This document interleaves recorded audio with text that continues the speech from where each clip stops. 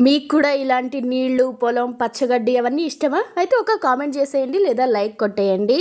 చాలామంది ఏమనుకుంటారంటే పొలం పనులే కదా, మోటార్ ఉంటుంది, స్విచ్ చేస్తాం, నీళ్ళు వస్తాయి, అలా రోజు నీళ్లు పెట్టుకుంటా ఉంటే కావాల్సిన మందులు అవి వేసుకొని చివరికి పంట చేతికి వస్తుంది అనుకుంటారు. ఇంతేనా?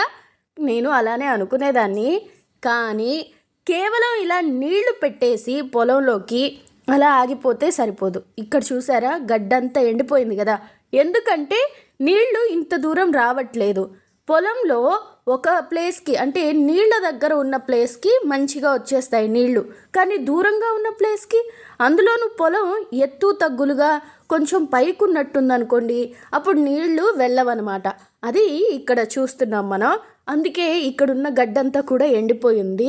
అలానే ఇక్కడ డౌన్గా ఉన్న పాదికి మాత్రం నీళ్లు బాగా నిండిపోయాయి అన్నమాట. అప్పుడు మనం ఏం చేయాలి?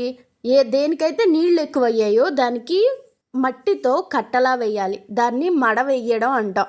అలా వేసేసుకొని దేనికైతే నీళ్ళు అవసరమో దానికి మడవ తీయడము, దానికి నీళ్లు ఎక్కువ పోయేలాగా చూడడము చేయాలి. ఇక్కడ చూస్తున్నాం కదా, ఒకదానికి నీళ్లు బాగా వెళ్ళిపోతున్నాయి.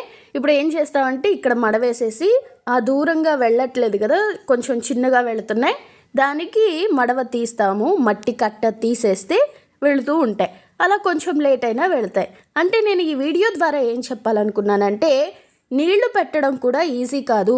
ఎప్పటికప్పుడు ఆ ఎండలో అంత దూరం నడిచిపోయి దేనికి నీళ్లు సరిపోయినాయి, దేనికి నీళ్లు సరిపోలేదు, ఇంకా నీళ్ళకి బొగడ అంటారు, అది పడిందనుకోండి నీళ్ళన్నీ లీక్ అయిపోతాయి అన్నమాట. అప్పుడు ఆ బొగడ వేసుకోవడం ఇవన్నీ చూసుకుంటూ ఉండాలి. పొలం పని అంటే కూర్చొని చేసేసే అంత ఈజీ కాదు. ఎప్పటికప్పుడు కష్టపడుతూనే ఉండాల్సి వస్తుంది. అందుకే నాకు అనిపిస్తూ ఉంటుంది, రైతు పనే అన్నిట్లోకి కష్టం. అటు ఎండ, వాన ఇవన్నీ కూడా చూసుకుంటూ పంటని చెక్ చేసుకుంటూ, అమ్మో కష్టం అంటే కష్టం కాదులే.